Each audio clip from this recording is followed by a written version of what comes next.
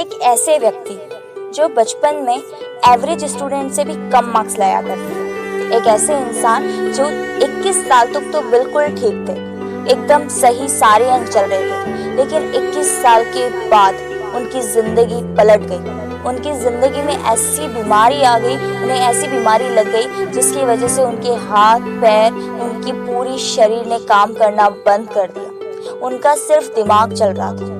और एक ऐसे व्यक्ति जिनका सिर्फ दिमाग चलने के साथ उन्होंने इतने बड़े इन्वेंशंस किए और 74 इयर्स की उम्र में अपनी जान गंवा दी। उन्होंने 74 साल तक, 21 से लेकर 74 साल तक इस बीमारी का सफ़र किया और उसके बाद इस बीमारी के दौरान उन्होंने एक ऐसा इन्वेंशन किया जो था ब्लैक होल थ्योरी। आप समझ ही गए होंगे मैं किसकी बात करने वाली हूँ। Hello friends, I am Himani. आज के इस वीडियो में हम स्टीफन हॉकिंग की बात करेंगे। एक ऐसे व्यक्ति जो बिल्कुल विकलांग थे, जिनका पूरा शरीर काम नहीं करता था, एक कंप्यूटर उन्हें चलाता था, बस उनका माइंड चलता था।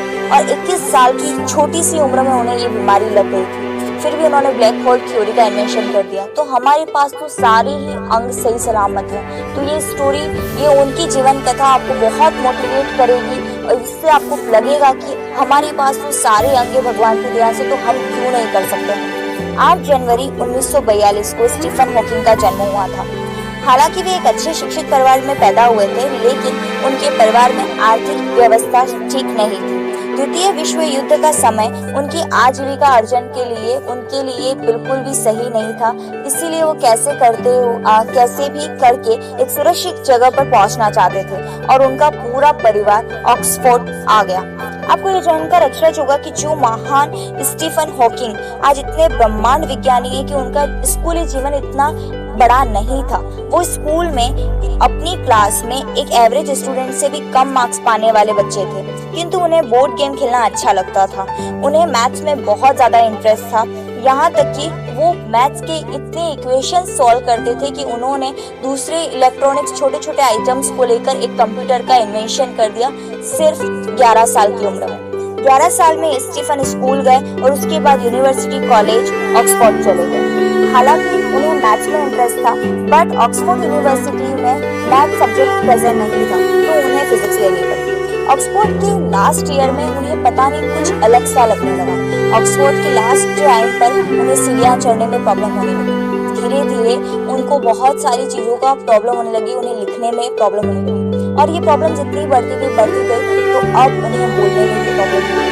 वो बोलते लेकिन अटक और उनकी 21st बर्थडे के बाद उन्हें एक ऐसी बीमारी लगी जिसका नाम है अमायोट्रोफिक लैटरल स्क्लेरोसिस, जिसे ALS के नामक बीमारी से वो पीड़ित हुए। इस बीमारी के कारण उनके शरीर के सारे अंग धीरे धीरे काम करना बंद कर देते हैं और अंत में मरीज को मृत्यु हो जाती है। डॉक्टर्स ने भी हॉकिंग से यही कहा कि अब आप सिर्फ 2 साल से ज्यादा नहीं जी पाओगे और 2 साल के बाद आपकी मृत्यु हो जाएगी। लेकिन हॉकिंग ने हार नहीं मानी। हॉकिंग का माइंड इतना ज्यादा एग्रेसिव है, इसके बारे में हम बात करेंगे। धीरे धीरे हॉकिंग की शारीरिक क्षमता में गिरावट आई। उन्होंने बैसाखी का इस्तेमाल करना शुरू कर दिया। नियमित रूप से व्याख्यान को वो लेक्चर्स देते थे कॉलेज में, वो भी बंद कर दिए।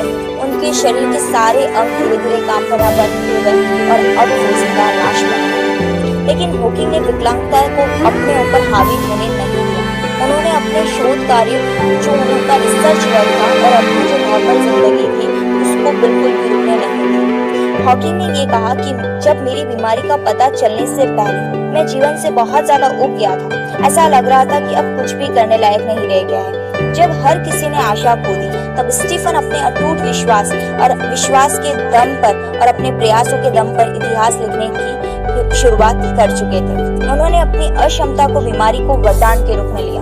उन्होंने कहा कि 21 साल के पहले मुझे कुछ नहीं पता था और मुझे ये भी नहीं पता था कि मुझे क्या करना है, लेकिन अब ये बीमारी मेरे लिए एक नया वरदान नहीं है। उन्होंने अब नई कुछ भी करने के बजाय अपने जो रिसर्चेस थे उसको चालू रखा।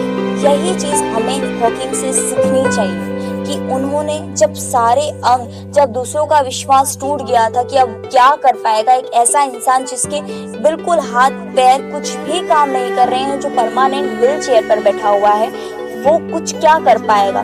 तब हॉकिंग ने प्रूफ करके दिखाया कि नहीं मैं करके दिखाऊंगा, और आज वो 74 इयर्स तक अपनी इस बीमारी से लड़े और उन्होंने ब्लैक होल थ्योरी, जो इतनी बड़ी थ्योरी आज कहलाई है, उसका आविष्कार कर दिया।